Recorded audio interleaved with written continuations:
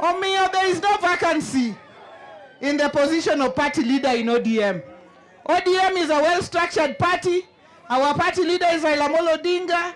Deputy party leaders Wycliffe Ambetsa Oparanya, Hassan Ali Joho, party chairman John Mbadi, and the structure continues, and the bishop of the party here in Homa Bay is none other than Gladys Atieno, Nyasuna Wanga. There is no vacuum in the party.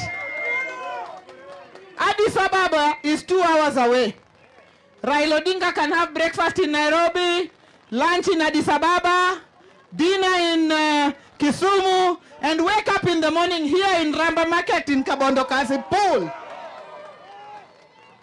Therefore, we have never had Anpokna Winjo Jothurwa 1 minute chwo watiyo Nairobi. Chwo wadong tiyo Nairobi samoro. Donge di dwar. To kadi chwo wuok odhi Nairobi no dhi tich. Mama dwaro jater ni bet kode sama jaduong' odhi Nairobi no. Onge chieng' ma mama dwaro jater kadi chwo odhi Nairobi. Awuoyo mathoth to koth gochi. Ambe nyaka na wuoyo nikech an be mane an wendo modhi Olka. Koro kara koth go wanyona nyona.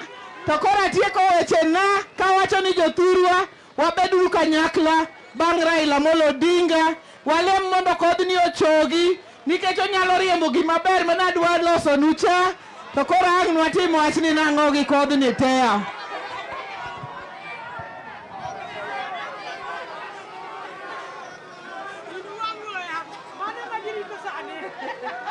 Apenji koth makoro dwa kethonwa gi chacha. Wabeda atieka wuoyo. Wachak wabed matin koth odog chien. Kaito wachak wadhi e laini cha donge. Kokamano Jothurwa gi weche mawachonu mang'eny go. Watiyonu gi chunywa te gi pachwa te. Koth koro biro mao.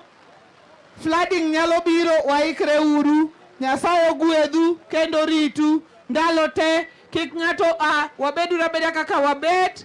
Weche dhi bedo mabeyo. Nyasaye oritwa kendo umwa. Erokamano.